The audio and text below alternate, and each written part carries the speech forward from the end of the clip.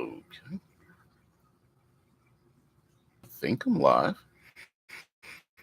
There we go. All right. Hello, creatives, community, kind folks out there.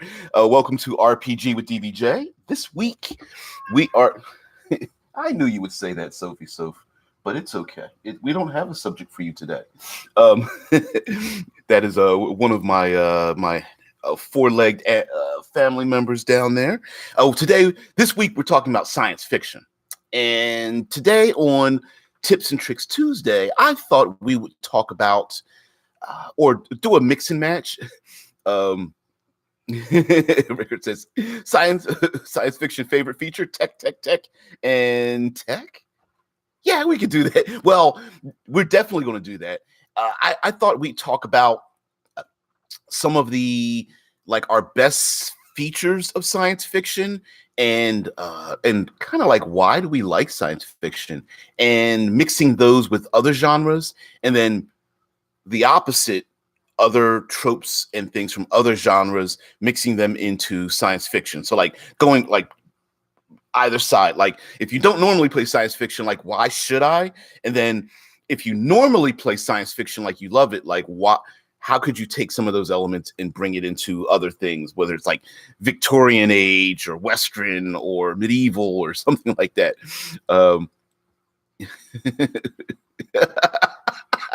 It's all right, Zev. It's all right. Zev's where's the rainbow brick? I don't like the change. It's still there, man. I'm still there.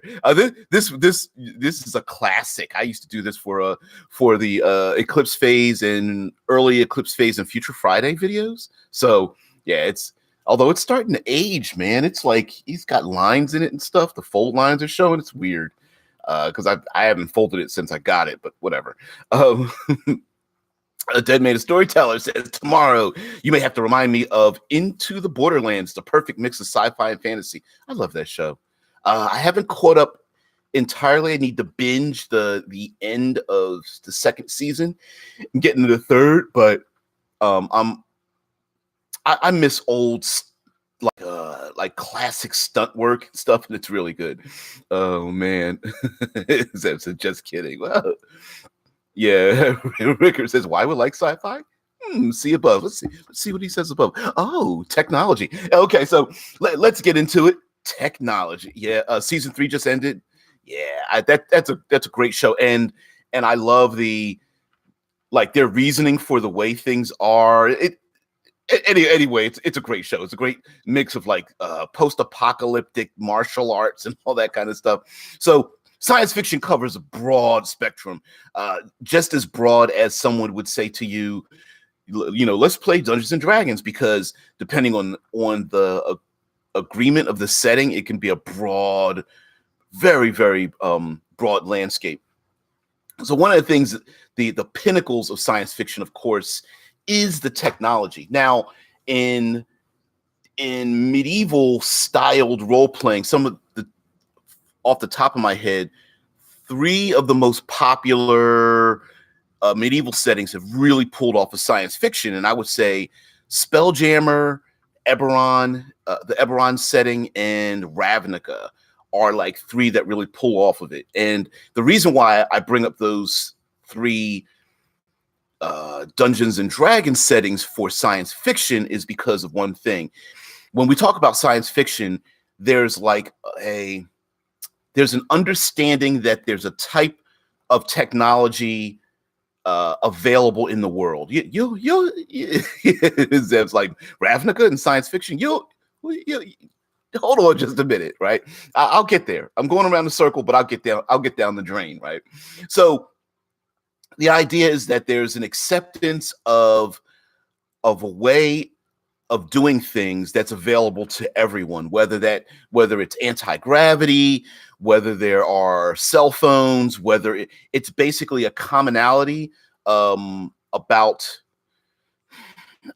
the access of technology. Are there warp drives? How easy is it to do it? Do people need spacesuits to go out into a vacuum, or can you just breathe the air like in Spelljammer? How do people communicate? How's Where does food and water come from? What kind of protection do you need from the elements and those kind of things?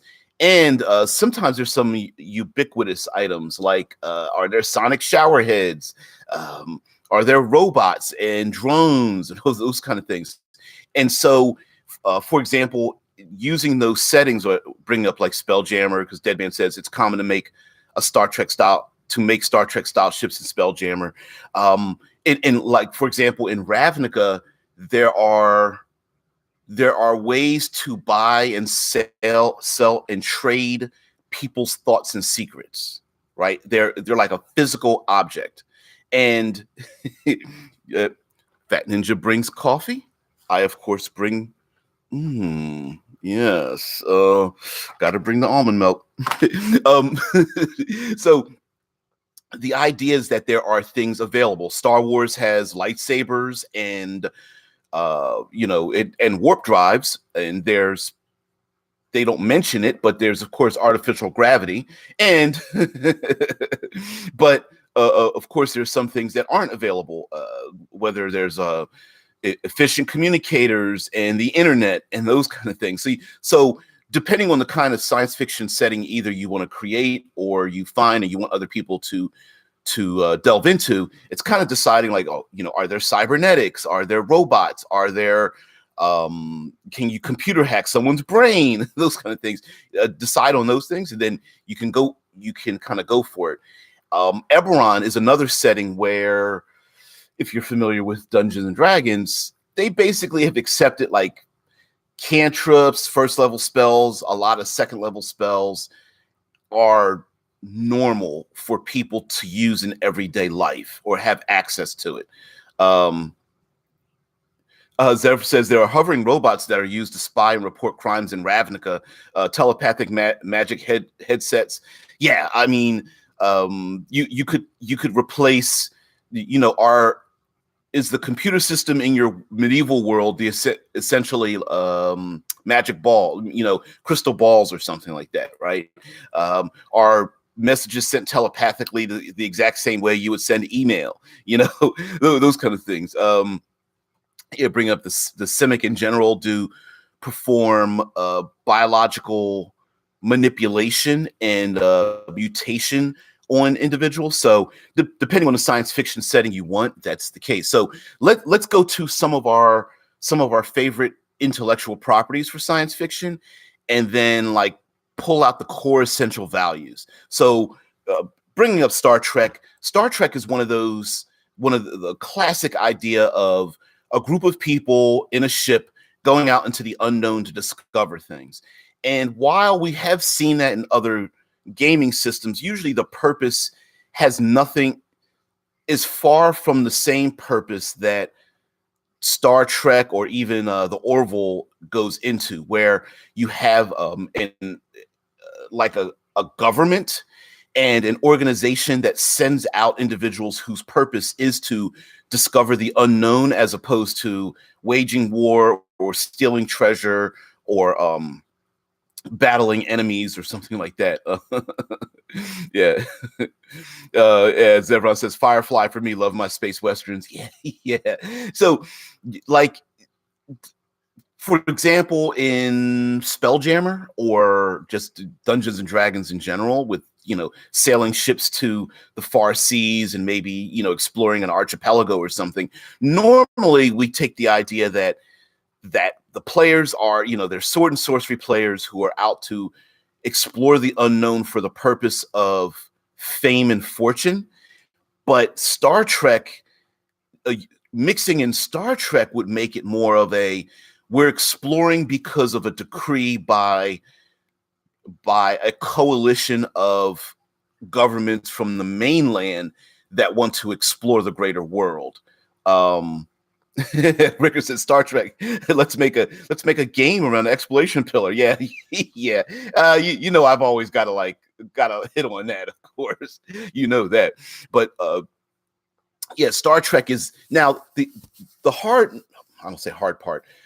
Star Trek and like the Orville make a supposition that the governmental organization that created them in the first place it lends itself more towards the pinnacle of what society is, and that it's less about the political ramifications. It's more about the exploration of the greater world.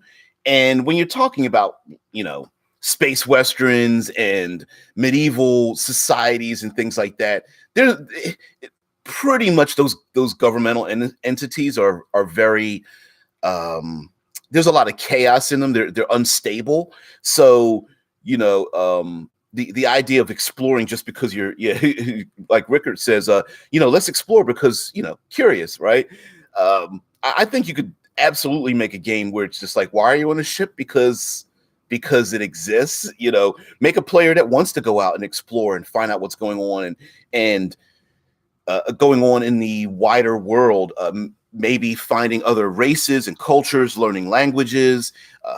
Every game session could be another place that they've landed. There could be tons of, and I'm talking like sailing on on the open seas. And maybe there's like storms and different islands, and volcanic islands, jungle islands, snow-capped mountains on some islands. Like you could really, you could just you could use random tables, or each game session could just be a new place where they go. Now, if you want to take it further and have, the idea of the retro futuristic sailing in a open air ship amongst the stars, kind of like Space 1889 is a role-playing game that does that. Spelljammer. I'm thinking of like Edgar Rice Burroughs and styled ideas where people didn't realize that the void of space was airless, so that you could just take a ship and sail from one place to another. Those elements could be used in any setting, not necessarily science fiction. Or actually, it's kind of like anti-science fiction in a way. Rickard says Star Trek is the scientist version of Murder Hobos, not exploring for loot, but for science. Yeah. Oh man. And I honestly, I think in some ways, like Star Trek kind of misses a point on some things. I mean, there are places to explore that they really don't go to, and I know it's because of money. I'm saying Star Trek, but I really love the show Orville. But anyway, comets, asteroid fields, nebula, quasars, and red giants, and white dwarfs, and so many kind of things. So everyone says languages would actually be worth a damn. Act as a translator for the party. I know languages are really terribly done in role-playing games, because you either don't know what the other person's saying, and then you have to make like die rolls, and you have to go through the whole like sign language and writing notes to people, and that it's cute for the first like 10 minutes, and after that it's like, screw it, let's just hand wave it away. Or you just don't have any languages at all, and there's a common language, i.e. common Dungeons and Dragons, in which case it kind of makes the other languages useless. You know what I mean? Like it's really hard to make languages dynamic in the long run in role playing games. I don't think you should do away with them, but I haven't seen a system that does it well yet. Yeah, Rick agrees. It's hard to do them, and Zeb says it's hard to make them special when everyone understands everything. Yeah, it is. Now, of course, the idea of, was it Next Generation? You guys brought it up yesterday about the aliens that spoke in metaphor. There, you would have to do something like that, whether they speak in metaphors or riddles, or the Smurf that Smurf, where they're using words in their own language that means something, but the rest of their terminology is English, or whatever your native language is. And so maybe they're using a couple of catchphrases, so you could maybe do it that way. Zeb says, "Oh hell, monks can learn them all by level 10." Yeah. Plus, there's a bunch of like spell abilities in 5th edition that just whether it's comprehend languages or tongues or something like that. Like it pretty hand. it's weird, but they just have so many things that just hand wave away those things that it's kind of silly to have it. Rickard says, imagine if we were all speaking in our native tongue. Most of us would speak languages from the language family, but communication would take forever. It would, if it would work at all. Right.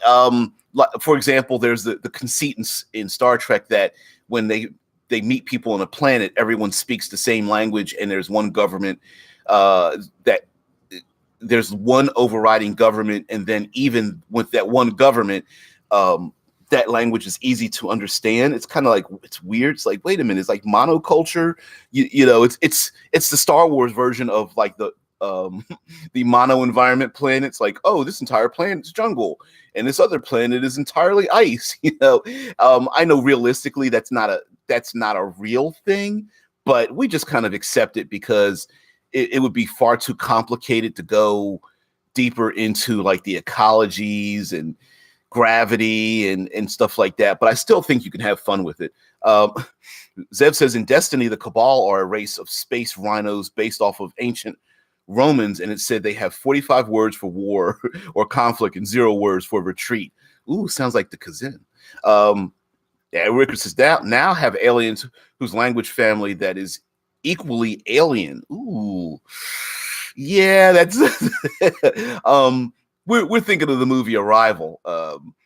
Spoilers if you haven't seen it yet, although it's been out forever. There's an alien race that comes to Earth in their giant pod-like ship, and they speak in a language that looks like a Fat Ninja DM coffee stain. and trying to translate from a alien race of people that speak in circular coffee stains. It's weird, but it's a cool concept. And once you realize what they're doing in the movie, it's pretty awesome. Man, alien race that is nothing but Polish last names. Be nice. Oh yeah, Deadman brings up the GIF from Spelljammer, which I'm surprised he used the word GIF since there's the GIF Yankee and the GIF Zeri. But anyway, the GIF are like rhino people. Are they no hippopotamus people? Yeah. Oh man, Rickard says you'd spend like 2 to 3 sessions trying to decipher if they were saying hello or go away. That's a thick British accent. Smashing, yes. All right, so going into talking about like Firefly and other genres of science fiction. Mixing science fiction with other genres is a great idea, whether it's like Western, Victorian. Like Western, you've got Firefly. Victorian, you have Space 1889. That's another role-playing game. You can mix in cyberpunk is a great thing to mix in. Is the Expanse like cyberpunk? Kind of. I'm going to say yes. I mean, there's not a ton of cybernetics per se, but there is a lived-in gritty world and whatnot. Rick said that's why we have Space Common. Of course, that's why we have it. And mind you, like us being online, communicating with each other, the more communication we have and the more the ease of communication we have, eventually there will be a commonality of languages. So I could imagine that we would, before becoming a major spacefaring race, I could imagine people having a commonality of languages. But then the larger the galactic empire and the longer it takes to communicate, I could see there being a breakdown of language. Like I could see it going in reverse. If it takes months or years even to send communications, if it's light speed, sublight speed, I could imagine habitat diverging in culture and language and the way they do things. So I could imagine that. I think that's something that is undersold in science fiction, but although it's very difficult to do it, where there's like time dilation, it's very difficult to put in a role-playing game, let alone science fiction, television and movies and books and such. But I think it's undersold. I think it could be in the right hands, the right writer. I think you could really use that time dilation. Zev says, as we discussed before, Ravnica is basically a cyberpunk society where 80% of the people are commoners and the planet is run by 10 corporations or guilds. Yeah, well, I would argue with you slightly about 80% of the people are commoners, because they are, in their own world, they're commoners, but I would say that they are very well versed in how things are done by how player characters do things, right? Um, Certain spell effects, like a light spell or like a magic missile or something, most common people in Ravnica are pretty used to that. Like, they know what that is. They may not be able to use it or cast it, but I kind of give them a, like you said, cyberpunk. Like, I give them a little bump up in the knowledge section on that that kind of thing. Yeah, Zev says they said in the book and art book 80% are commoners or worse. No. I don't mean it mechanically. I'm saying when they see Dragonborn walking down the street, even though Dragonborn aren't technically in Ravnica, like, or the rhinoceros people walking down the street, most of the commoners are like, yeah, I've seen that before. You know what I mean? They're pretty used to seeing like pretty bizarre things if it was put in other settings, which is another thing too. We love ourselves some alien races, although like Firefly tends to be is all humanistic. So some other genres tend to be. Star Trek does the pasty face aliens, where they're just humans with different ears and noses and maybe skin colors sometimes, but like yeah. Zeb says they technically have lizard folk. Yeah, talk about Ravnica. The Viashino are basically lizard folk. Yeah, exactly. Just a different name, right? Having science fiction loves having alien races, and sometimes we tend to have conflicts in Dungeons and Dragons, because it's like, Tiefling shouldn't be in my world, and Dragonborn and Drow shouldn't be in my world. I think it breaks the immersion, which some people, that's fine. That's cool. But science fiction, having aliens walk around in the background and just having them part of the society, Star Wars was was pivotal in making other aliens just part of society. Oh, the little short aliens with the cloaks and the beady eyes selling robots. Yeah, that's no big thing. No one explained who they were or why they were there or thought they were mysterious. They just go around selling robots and to farmers and and on Tatooine. Who cares, right? And so science fiction really has us thinking like, man, I can have as many weird and strange alien races just merged together, which, mind you, we have a ton of intellectual properties that do that, where you have the planet of 1,000 races, right? What's the movie that didn't do too well? Doesn't matter. Anyway, it's the City of 1,000 Planets or something like that. I think that's the name of it. Anyway, it's the coalition, the population of different Valerian in the City of 1,000 Planets. That's it. And some of it can be a little bit bizarre. You can go really, really bizarre with it, where you can start picking different types of races that would exist in your world, like whether, hey, I'm going to pick minotaurs and lizard folk and cyclopses and centaurs and just have them all living together, which you could do. Or if you want to go more pure science fiction, you could have like some people are more like cybernetically enhanced, and some are like biologically enhanced, and there's like hive-minded people, and of course you can go really bizarre. We have living gases from a gas giant world, and we have short but really squat people from a high gravity world or something like that. Zev says, I actually don't like tech and sci-fi. It's why I like Firefly. The most tech they have are spaceships and the occasional laser gun. Okay, we're going to go down that path. Deadman says the Viashino are present on about 50 different planes. Oh, I didn't know that. I'm not familiar with a lot of the Magic the Gathering races translated into Dungeons and Dragons. Zev says most are repeaters and horse-drawn carriages in Firefly. Are you sure? I mean, I know. Oh, yeah. Well, okay. The television. I'm thinking of the movie. I'm thinking of Serenity. That's not the same thing. Firefly did have a lot of horses and horse-drawn carriages. You're absolutely correct. Ricker says I like that sci-fi tends to be our world fast forwarded a number of centuries. It gives it a sense of reality without having to do anything. It gives a very different vibe than fantasy or space fantasy. Yeah, and also, let's be honest. Science fiction is a big giant what if, right? A lot of science fiction is like, well, what if society, and then you fill in the blank at the end of that sentence, right? What if there was a nuclear exchange and we had to live in a post-apocalyptic world? Okay, well, whatever. Or what if society populated our own solar system and we lived, in habitats and moons around Saturn and Jupiter and orbited Neptune and colonized Pluto and whatnot, right?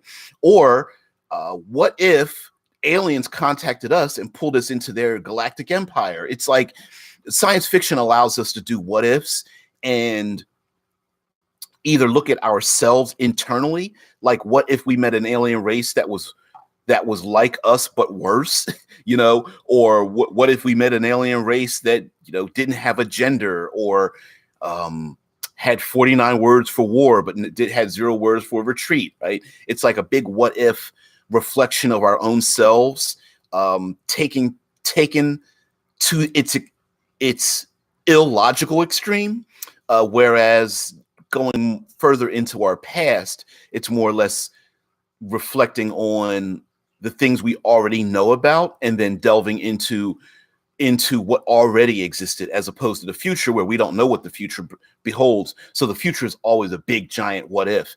And so, what if we tried to colonize planets and we failed in terraforming them, i.e. now you have the world of Firefly, where it's very much, dry, deserty planets where there was a war that,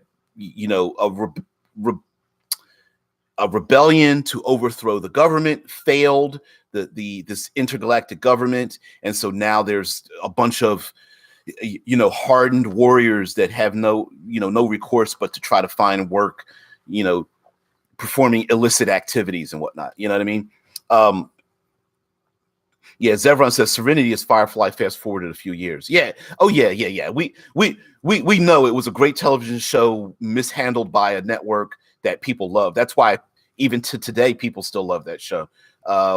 Just great characters, great chemistry, excellent writing. It's a ton of every episode left you open with a ton of questions and stuff. So yeah, that's why it's still in the geekosphere. Ricker said this is why I'm not sold on Starfinder, because it's Pathfinder in space. The themes become the same as in a fantasy setting, but you just travel between places by a ship that happens to be in space. I get you on that. I haven't delved into Starfinder, and I don't. Maybe it's just me. I don't hear people talking about Starfinder in the way that I thought people would. I'm not sure on that. Zev says that's why I love Starfinder. When you go way too into technology, I get lost in terms that feel like random BS, things that might as well just be magic to be less complicated. And I have memory issues, so it makes it harder for me. You know what? And again, it's not a matter of like you should or shouldn't. I've never been that kind of person, like you should or shouldn't. I just feel like sometimes there's some kind of things there are things that we can pull from science fiction, either going out of science fiction to more medieval or going the other way, that we can pull into it. Because, for example, Star Wars is basically space wizards and magic, psionics essentially, and sword and sorcery, just with a label of science fiction over top of it. There's a lot of things in that kind of intellectual property that go completely unexplained because it's just accepted as part of that world. It's more of a space opera rather than science, even though we see robots and laser blasters and things like that. It's psionics and space wizards. Deadman says Firefly could be in the same universe as Eclipse Phase. The population just escaped before the fall, or escaped before the fall, or just found other places to inhabit, or hell, could have gone through a Pandora gate. Yeah. Now, one of well, let me go back in the chat first before I bring up Eclipse Phase again. I like the science of sci-fi, and I prefer my sci-fi to be on the hard side if it's going to be sci-fi. Otherwise, it just feels like fantasy that's been painted over with a new skin. Right. Sometimes the science fiction part of it, some people prefer the science dial turned up, and other people prefer the fiction part of it turned up. You know what I mean? Zev says, I've heard good things about Starfinder. Honestly, it's just the Pathfinder system is less talked about because there's way more crunching than in D&D and other systems. Yeah, it's sure. Yeah, it's way easier to get into 5e than in Starfinder. I absolutely agree with you. I know some people that have exploited 5th edition to its limit and probably would find Pathfinder a better fit for them. You know, there's many people that are like, oh, you know, I want more options, more ways to basically character creation and more options in that sense, which you could try to shoehorn that in the 5th edition, but I don't think it's necessary. I would just find another system, and Pathfinder, I think, is the closest thing to do that. Now, talking about Eclipse Phase is very, very hard sci-fi in the sense of it delves into what we as a society on Earth would create in our own solar system, as opposed to like going into instead of going into like alien races and empires. Eclipse Phase is very much like, how has humanity handled itself, taking baby steps out of our own gravity well into our own planetary systems, which I think is something that's undersold in other science fiction. For example, when you meet alien races, it's like, why haven't they completely colonized their own solar system before going to another solar system, right? I feel that before we get to Alpha Centauri, we will have already had, you know, millions, tens of millions of people probably living on other planets and in other habitats and moons in our own solar system before we take a big step out of our own solar system. Whoa. That's right. We sleep deep. What is that about? Okay, I want to get into your comment in just a minute there. Rickard says, I'm okay with the fiction being turned up, but if you don't focus on what makes it different from fantasy, then you just end up with fantasy with new items, in my opinion. I do agree with you that is true. It just depends on whether you're willing to accept that, right? Like, if you just basically, like you're saying, like if you just want basically sword and sorcery, but you're just traveling on spaceships instead of sailing on the open seas, I'm with you. It's the session zero, right? It's like, okay, what are we playing here? Are we playing hard science fiction? Are we doing like hard vacuum, radiation, gravity wells, poison gases, time dilation with communication? Like, are we doing that, or are we just like hand waving all that away, just assuming every planet we can breathe in? Are there people with like magic and psionics? Are we just reskinning things? You know, are we reskinning our fantasy and just traveling from ship, you know, through space that way, right? And so I'm with you, Rickard. I'm a hard sci-fi person, but I'm not against the other methods. You know what I mean? Like, I'm not against Spelljammer. I think it's completely different than Eclipse Phase or Traveler or something like that. Zev says, like, it's easier than 5e. Like, you can have fun with the crunch because of how customizable things are, but it gets heavy, especially on the Dungeon Master side. I think Pathfinder gets pretty heavy on the Dungeon Master side. So anyway, that's right. We Sleep Deep says, what does the shell thing in Judge Dredd mean? Any ideas? I'm not familiar. You're going to have to be more specific with what does the shell thing in Judge Dredd. Oh, shit. The movie, yes. Going to the bathroom, the three shells, and everyone laughs about it, and they never explained it. Yeah, yeah. I get it. Yeah, that's funny. Yeah, that's right. We Sleep Deep says, I'm for having an experience like the Judge Dredd shells. Have the viewer not know everything. Eggs everywhere. Yeah. Oh, yeah, yeah, yeah. I hear you. So not everything needs to be explained. I absolutely hear you. Especially when it's pretty minor. I'm into that. Zev says the answer how has humanity handled itself typically can be answered thusly: we try to breed with or interact or enact war on every new species we encounter, even if it's just a trick. We try to breed with or enact war. I'm going to agree with you on that. I could see I could see us trying to breed with everything. That we tend to do that, don't we? Matter of fact, even during war, we tend to pretty much try to breed with things we can't kill. That's which is rather ironic. Even in our most brutal and heinous and deplorable histories, there's always that group of people that's like, could we take a break from killing those people and breed with them, please? I'm feeling kind of horny. That's a real thing. Yeah. Ricker says, I mean, I like the idea of Shadowrun, Babylon 5, and Mass Effect as a few examples. There's still magic there, but the core values are still sci-fi values, not fantasy ones. Yeah. I'm with you. Like, especially like you're saying, like Shadowrun, Babylon 5, especially like a Babylon 5 where you can have, like you said, magic in it, whether you rename it.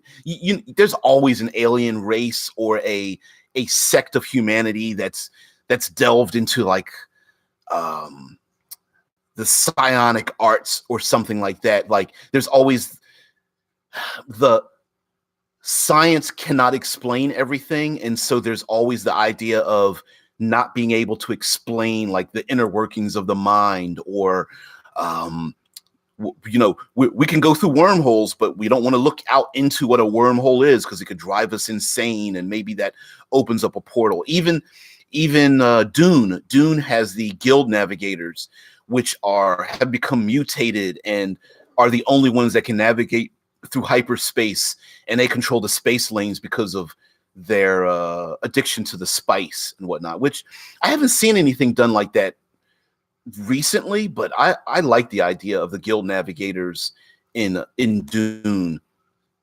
Zevron says the director did answer the three shell thing. It's awful. I didn't hear what the explanation was for the three shell thing. Someone's gonna have to pull that up and drop that in the chat. I'm not gonna look it up now, but yeah. Deadman says that wasn't Judge Dredd, it was Demolition Man. It sure was. It sure was. That was Demolition Man. Yeah. Judge Dredd was the movie Judge Dredd was terrible. The movie Dredd was excellent. I think the movie Dredd embraced what the Judge Dredd setting is about. Very hardcore, very cyberpunk, far more gritty than the movie ever was. But yeah, you guys are talking with each other. So yeah, basically, like Rickard's talking about reskinning things. Just I'm a huge proponent of science fiction. I love the idea.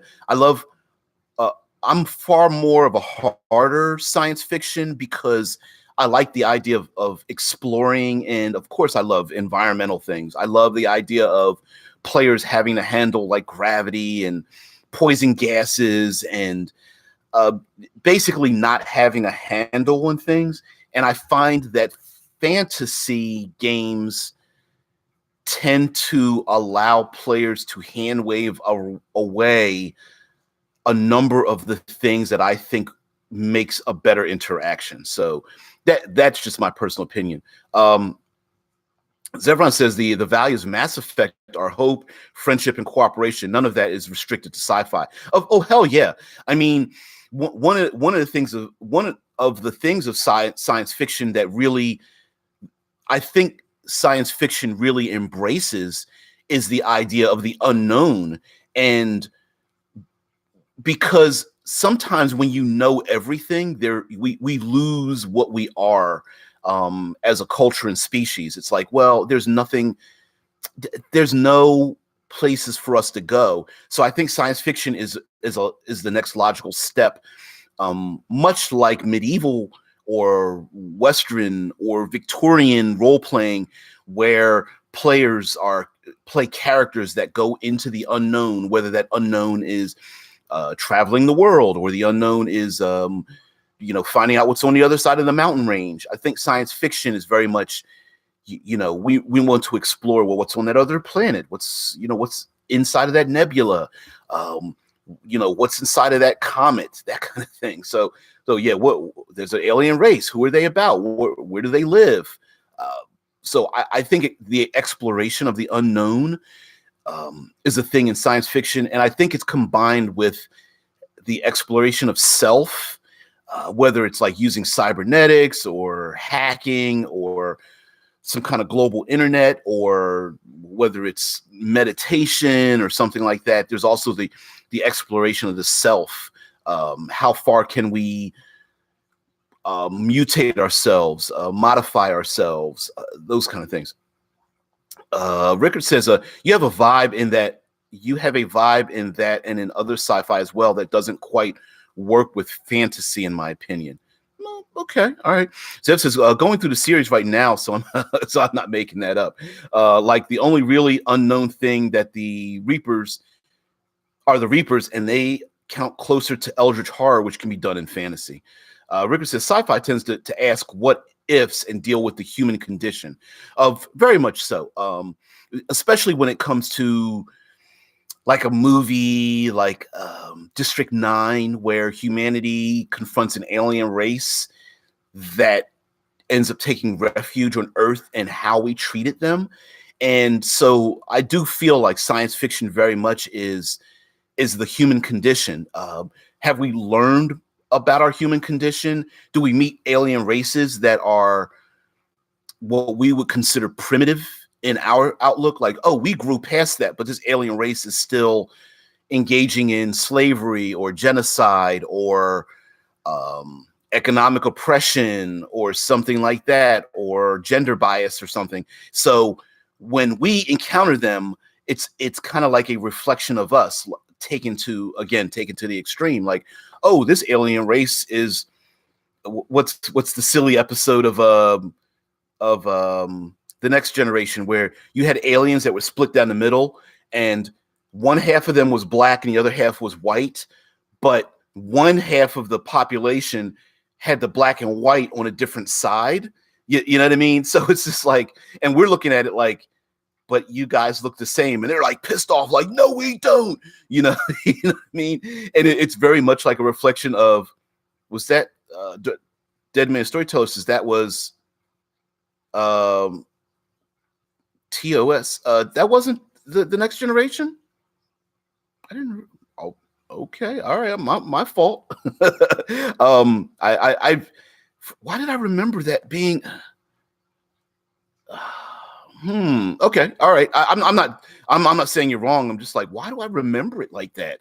Zev says, we know about the aliens, planets are documented, cultures, maps, everything is understood and planned. Yeah, was that the original series? Are you sure? With Kirk and the rest of that? Okay, all right. I swear that was brought back, but maybe it's my old age, dude. That's my old age, dead man. Yeah, Star Trek, the original series had the half black, half white, and then the half white, half black aliens that were fighting each other. Oh, it was the Next Generation with the aliens that hated each other, and then they had they wore like a medallion on their chests, and diplomatically they were like, they took the medallions off and put them on the other race, and then they started fighting because of what they were wearing or what have you. It wasn't. Yeah. That's what I'm thinking of. Similar concept, but I'm mixing up the two. Ricker says Mass Effect does this as well. Like, what if we find a global community? What is our place in it? What path for humanity will you stand by, etc.? And oh man, yeah, 60s. That's right. We Sleep Deep says 60s DB. Yeah, yeah, yeah. It's that's like I said, that's my old age mixing genres. Hell, I'm probably going to mix up some Twilight Zone in there as well. So don't worry about that. I will definitely make the mistakes. Zev says, besides, I'd say Mass Effect is a lot closer to fantasy. Your phone is also a credit card, message stick, video game console, art tool, sword, fire starter, fireball, summoner, radio, etc. They dropped that after Mass Effect 1. That theme stopped existing once Mass Effect 2 began. A lot of that stuff kind of like disappears in terms of in science fiction. And of course, every intellectual property has to sell itself. So, but we as role players, we're not limited by the money, right? We can do whatever the hell we want to in our own. And Twilight Zone's being rebooted by Peele, the director of Us and Get Out, is hosting it. So that so Twilight Zone is being rebooted. If you want to take a look at the human condition, take a look at Black Mirror on Netflix, or at least Netflix here in the States. Black Mirror has a ton of episodes that deal with the human condition. And again, with the human condition part of role playing, a lot of that is very difficult to gamify. And some players may not be into that. Like a lot of them are just like, hey, if you want to play more shoot, more 40K where I just want a big gun and shoot things and get shot and blood and gristle, you might want to go for that. As far as dealing with the human condition, you really need to know if your players are into that. Meaning human condition, meaning like, how do we handle something that is moralistically vague? Do we allow an alien race to nuke themselves to death, or do we try to stop them? Do we help an alien race with giving them some of our technology when we know that they may be a problem when absorbed into our higher galactic community? Do we befriend an alien race that is engaged in things that we as humanity have stopped doing hundreds of years ago, but they still hold prejudices and genocides and other kinds of things that we consider barbaric in our own culture? It's always the idea of the warlike culture being absorbed into the larger galactic community. You know what I mean? Oh yeah. Oh shit. Fantastic Dimension says, asked me, the DBJ, did you watch Altered Carbon? It's based off the books, which were a heavy inspiration for Eclipse Phase. Very transhuman. Oh hell yeah, I watched Altered Carbon. I'm a huge fan of Eclipse Phase and like that transhumanist element in science fiction, which I think, which I talk about. Transhumanism is like technology meeting the human condition, very much of wish fulfillment as well. Like, what if time, energy, and resources, what if technology allowed us to have time, energy, and resources to allow us to choose how we exist in the future? Choosing our whether we're going to live forever, whether we can change our biology, whether immortality becomes a thing. Post Fantastic Dimensions. Yeah, sure. Post singularity. Absolutely. By the way, like, share, and subscribe to Fantastic Dimensions if you don't know that already, because you should. Zevron says, I ironically love the tech of Deus Ex and agree with transhumanism because my mind is irrational. Yeah. The Deus Ex video games are very much in like cyberpunk, but more flowing into that transhumanist idea. Now, a lot of people, as far as like singularity, now some people feel like the singularity will be the end of humanity when, and some people's definition of the singularity is different. For example, some feel like the singularity will be when all technology brings humanity together, right? We're able to instantly communicate with each other's minds uh, not just with information, but empathically, and that will cure our desires to hurt each other economically or socially or violently, physically, and in which case we won't want to hurt the other person because we'll feel their pain. Of course, there's the opposite where it's like this. Yeah, the singularity is going to be the AI, and artificial intelligence is going to wipe us out. And then yet there's even more who feel like the singularity is going to be when the opposite of bringing us together. Technology has allowed us to separate ourselves far greater than we ever could. Um, we can cultivate our own experiences with technology and never see someone else's point of view. Um, we have news. You can cultivate what comes across your electronic feeds. You can watch television shows and listen to music and watch news that never ever crosses someone else's boundaries. So we do technologically, we can remain very separated from people as well. So that's also a thing in transhumanist thought, where if the question of if becomes the question of yes, right? Zev says the trailer for Deus Ex Mankind Divided Tech mechanical apartheid gives me chills. Yeah, I mean that's a possibility too. Editing people's memories, people able to edit their beliefs systems, even going to the point of editing what people see or feel, editing out knowledge. So, for example, someone could have a book that is copywritten, and if you don't have the copyright for that, you would not be able to read that information. Especially if it's in your brain, that kind of thing. It's kind of crazy. So yeah, I love that kind of stuff. Deadman says, I probably missed something you said earlier. Says, except every theory about the singularity is wrong, since the singularity cannot be predicted. Of course. And by the way,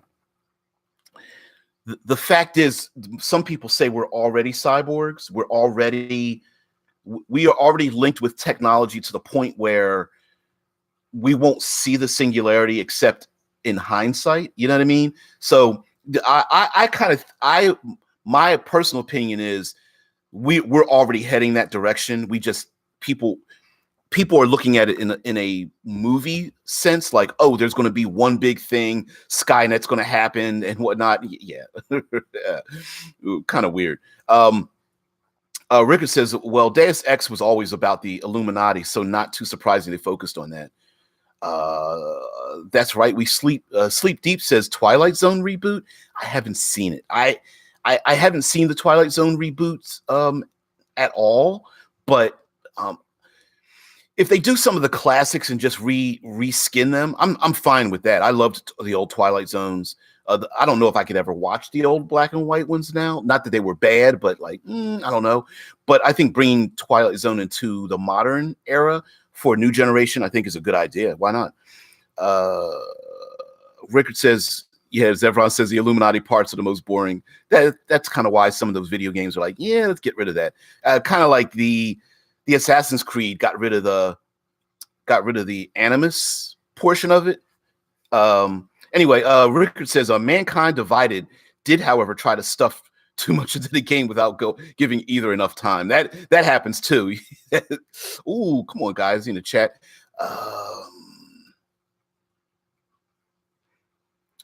Sleep Deep says, Twilight Zone could be a good platform to stretch the imagination, especially if you...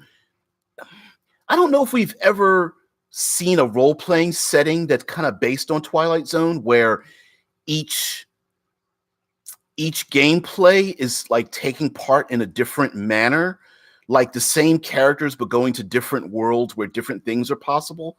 So I think that's I think that's an underdeveloped setting wise, where maybe the players are going, like sliders are going through time, or maybe going to different dimensions or something. That's a possibility. Or you could just have different worlds where you have a Twilight Zone effect. Basically, every world they go to has tells a different story. I think you could do that. Zev says, I will agree to disagree. Yeah, yeah. I think Zev and Rickard are like on the opposite sides of the same coin. So yeah, I think you guys are just like, yeah, it's just a flavor thing. You can't you can't talk someone into uh wanting to be the way you are. I think it's just okay just to agree to disagree. That's all smoke and mirrors. You're all right. Deep sleep. Um, Dead Man says the Twilight Zone is coming to CBS this summer or fall. Okay, here in the States. It's probably different. It's probably different amongst other in other countries, but I'm interested in a reboot of the Twilight Zone. I think thoughtful. I miss thoughtful science fiction, I guess is my point. Watched a few playthroughs, couldn't run it on PC. Oh, the original Deus Ex. I think I have Deus Ex 2 somewhere sitting around here. Rickard says the reason I ask is that that game is a cyberpunk story of conspiracies, so all the HR and MK references is a pay off to the original, as HR and MK are prequels. I'm not familiar with the HR and MK references. Something else I want to bring up. There are a number of short-lived science fiction shows that I think very much went down the transhumanist path and other things. There was a show written by after Firefly, Dollhouse. Dollhouse is a great one. Oh, Human Revolution. Yes, Human Revolution and Mechanic. What's the other one? And Mankind Divided. Yes. Um, yeah, agree. We didn't talk about Deus Ex 2. Yeah, there's a ton of video games that really where you could tell the creators had the makings of a great story arc in it. And so for me, I feel like science fiction role playing allows us to delve deeper into those things, into like whether it's going into dream worlds or going into how society handles our conflict with an alien invasion or alien races or things like that. So definitely down that path. Now, of course, as always, I never really like to come to these live streams with a specific thing in mind, because I just want to be here and talk to you guys. Basically, we all talk together. I just want to let everybody know that. Sorry, Zeb says DBJ sidestepping my talk about how we may cause Skynet because of triggering PTSD in robots. Yeah. There's a theory, I believe it was Elon Musk or something, says that is afraid of AI, and his reasoning is because the way we communicate with our mechanical devices and the way those devices communicate with us, there isn't a parity with it. For example, we find a lot of information from the internet, but we don't communicate with the internet with the same type of fidelity. And so, yeah, well, it's because it passed by. Like you said, where is it? Apparently you said watched a few playthroughs, couldn't run it on a PC. Apparently one doll that was returned for breaking had what was considered PTSD from abuse. Yeah, I mean, there's always the idea of machines learning from us, learning the wrong lessons from us because we're broken people as a society. And what would happen when AI becomes sentient, and how we would treat it, or how it would view how we treat each other. Hell, there's a video out there. It's ironic. It's done to be fun, but it actually is a telling story where it's a montage of people basically in our present day abusing robots because they're testing their capabilities, and there's this through line where it's like humans abusing robots and it needs to be stopped now. You know what I mean? So yeah. What are you talking about, Zev?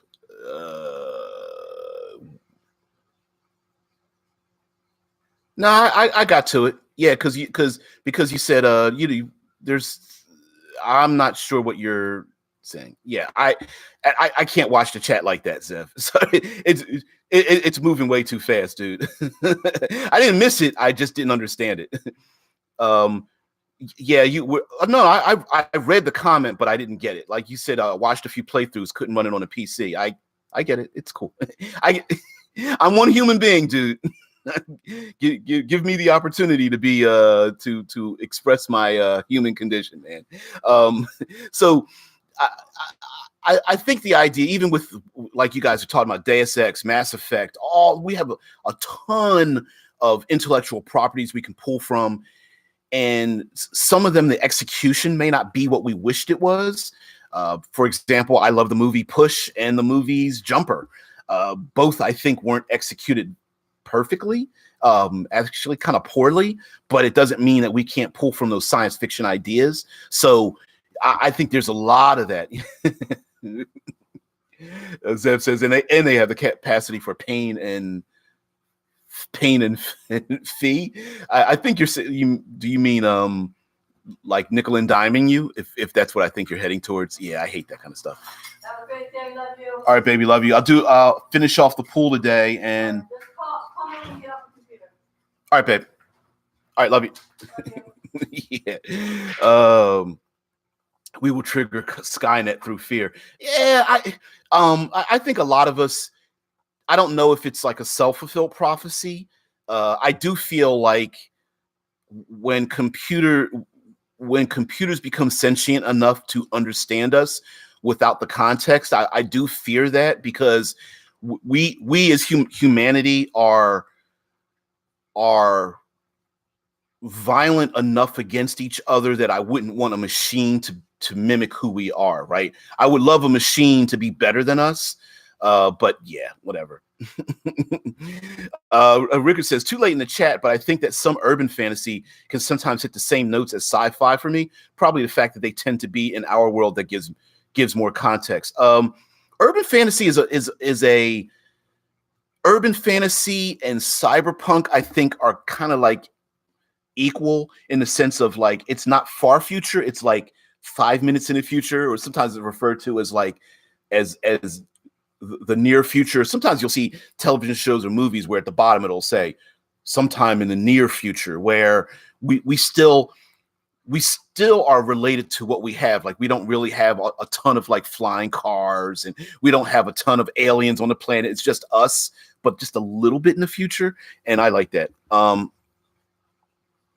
Zevron says, again, humanity isn't that complicated. Can we fuck it? No. They bomb it for minerals. Yeah. Yeah. Well, look, I'm both with you, and I think that yeah, I don't want any machines. It's like, I don't want machines acting like us. I want machines acting like what we should be acting like. You know what I mean? Yeah. Before we ended, that's right. We Sleep Deep says, what? Okay, let's do this. No. Sure. Yeah. All right. Yeah.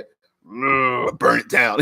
It sure is. We're pretty much animals reskinned as society. Unfortunately, a lot of us, the larger the population, the worse we get. So as a mob. So yeah, I would love. I think we're already headed there, though. So I don't know if there's going to be like a Skynet kind of thing, but I could see humanity separating ourselves technologically into factions. I kind of think we do that already. You know, we can. There are places on the internet that I never go, and I never want to believe that. Sleep Deep says, I believe in de-evolution. Yeah, the de-evolution. Yeah, going further, like, yeah, I don't know. We are. There's a lot of people who are like anti-vaxxers, and measles is spreading and becoming deadly, and that's because people don't want to vaccinate themselves. And I get it, but I also get the fact that it's not helping. Deadman says Philip K. Dick's Electric Dreams can be found on Amazon Prime. You got that right. Yeah. Smart Patrol, we shove the poles in the holes. You guys are nasty. Drangler, what's going on? Corpotocracy, McDonald's versus Burger King with company militias. Oh, there's a graphic novel that does that. Oh, the fast food wars. Martha Washington goes to war or whatever. Oh, the Martha Washington series. Golly, man, you guys are pulling out things. Yeah, I think corporations are going to separate us. Technology's already separated us, even though we live together in groups. Yeah, all those kind of things. Anyway, guys, yeah, we devolved down our spiral, but we will continue to talk about science fiction. Of course, World Building Wednesday, Third Pillar Thursday. Tonight, let's not forget, tonight I will be going live with W.S. Quinton, the founder of Sinopa Publishing, who has a Kickstarter. Quentin and I go back quite a ways, so we will be talking this evening, going live, answering questions, talking about his Kickstarter, what he's produced, maybe a little bit of what I've produced with Critical Hit Publishing, just being a small pub creator and that kind of thing. So yeah, I'm always Coke versus Pepsi. Yeah, of course, Taco Bell. Professor Dogo says we all know Taco Bell won the franchise wars. Yeah, Demolition Man did that with Taco Bell winning. Yeah, you could be rather funny with that. Oh man, Rickard says the King's Guard is coming for you, clowns.